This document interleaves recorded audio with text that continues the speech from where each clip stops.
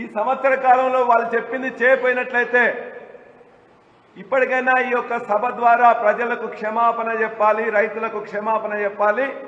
వాళ్ళు ఏదైతే వాళ్ళు ఇంతకుముందు చేస్తామని చెప్పి చేయలేదో వాటన్నిటిని కూడా చేయాలని చెప్పి నేను కోరుతా ఉన్నా. వాళ్ళ డిక్లరేషన్ కొన్ని నేను ఖచ్చితంగా మీకు నేను చూపించదలుచుకున్నా. వాళ్ళు రైతు రుణమాఫీ మీద వాళ్ళు ఏం మాట్లాడినా చూడండి.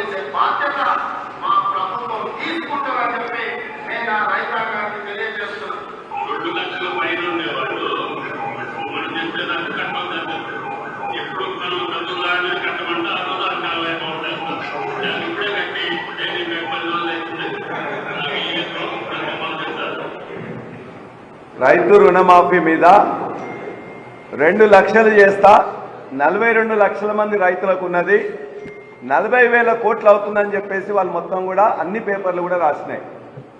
కానీ క్యాబినెట్కి వచ్చేసరికి దాన్ని ఏం చేశారు, స్టేట్ లెవెల్ బ్యాంకర్స్ మీటింగ్లో 40,000 కోట్లు చెల్లించాలని చెప్పి దాన్ని క్యాబినెట్ మీటింగ్కి వచ్చేసరికి 31,000 కోట్లు చెల్లించాలని చెప్పేసి తీర్మానం చేసింది. క్యాబినెట్లో తీర్మానం చేసిండ్రు.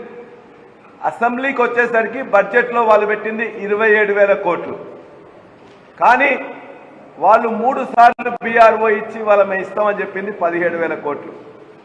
వాళ్ళ యొక్క ముఖ్యమంత్రి కానీ మంత్రులు కానీ ఇప్పటికే చెప్తున్నారు 31,000 కోట్లు ఇవ్వాలి, 42 లక్షల మంది రైతులకు ఇవ్వాలి, 2 లక్షల పైన ఉంటే చేయండి, మీరు కట్టండి అని చెప్పేసి అనేక మంది లక్షలాది మంది రైతులు ఇవాళ 2 లక్షల పైన ఉన్న వాళ్ళు ఆ డబ్బులు కూడా కట్టి మిత్తి కట్టి ఇవాళ ఎదురు చూస్తున్నారు.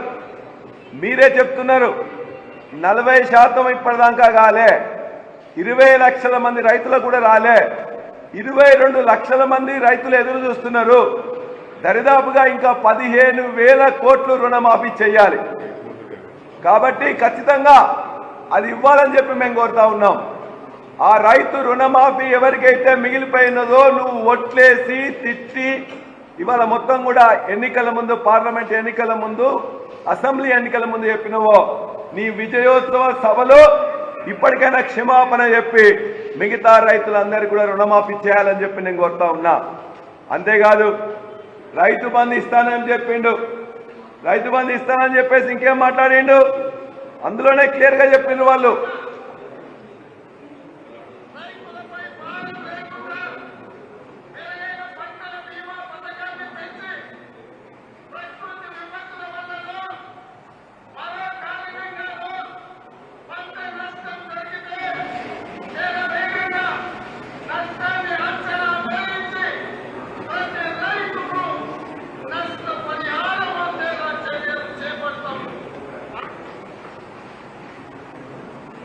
ఇవన్నీ కూడా రైతు వేదికలు ఇక్కడనే జరిగినాయి. ఇక్కడ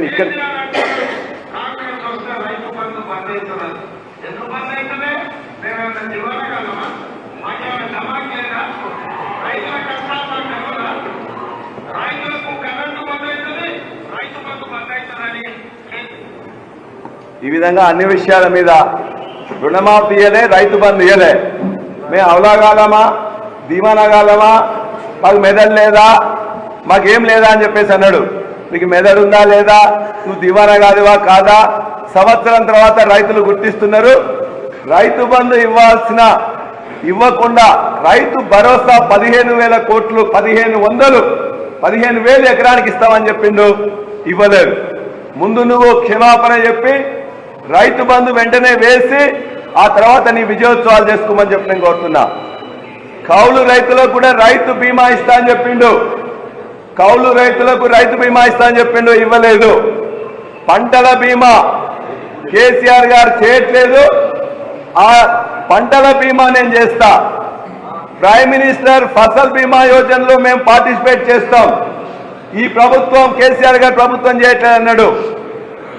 ప్రైమ్ మినిస్టర్ ఫసల్ బీమా యోజనలో పార్టిసిపేట్ చేయలే. ఈ సంవత్సర కాలంలో ₹1 కానీ 1 ఎకరానికి కానీ పంటల బీమా కింద డబ్బులు ఇవ్వలే. అన్ని మాయ మాటలు, మోసం మాటలు, అబద్ధ మాటలు, అసత్యాలు. అంతేకాదు, ఇవాళ రైతాంగానికి సంబంధించిన రుణమాఫీ ఫెయిల్. రైతు బంధు ఇస్తానని చెప్పేసి ఇవ్వలే.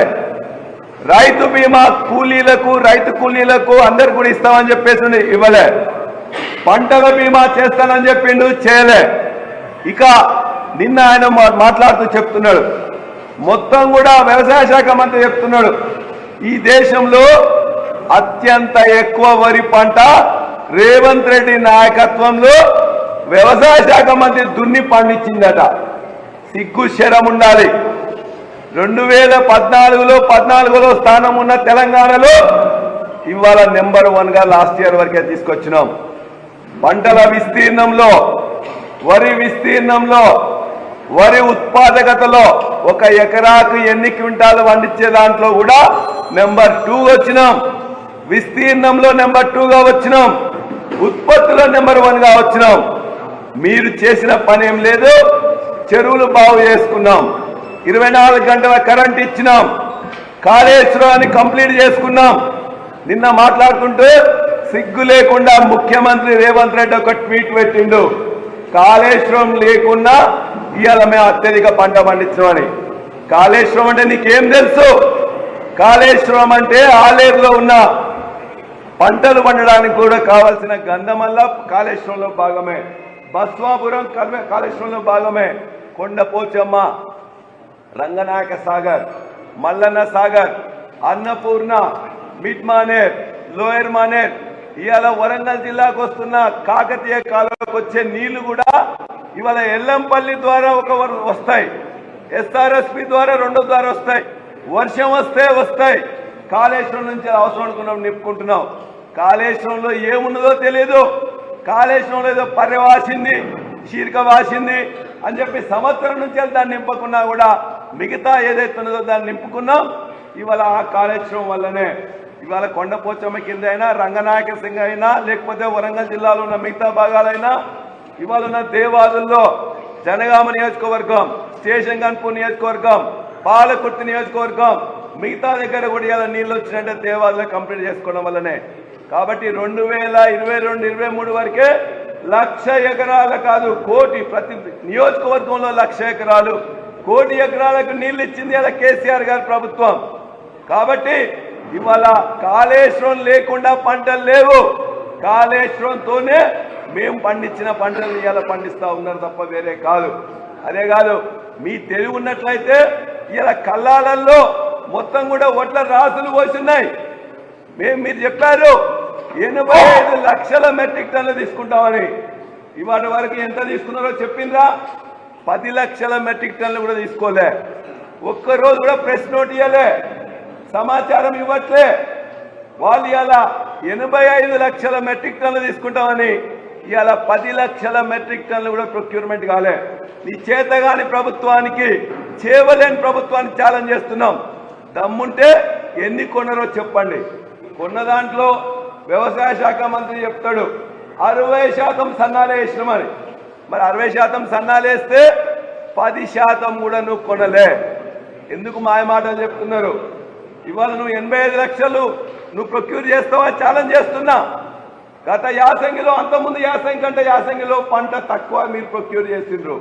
ఇవాళ నేను ఛాలెంజ్ చేస్తున్నా, గత వానాకాలంలో ప్రొక్యూర్ చేసిన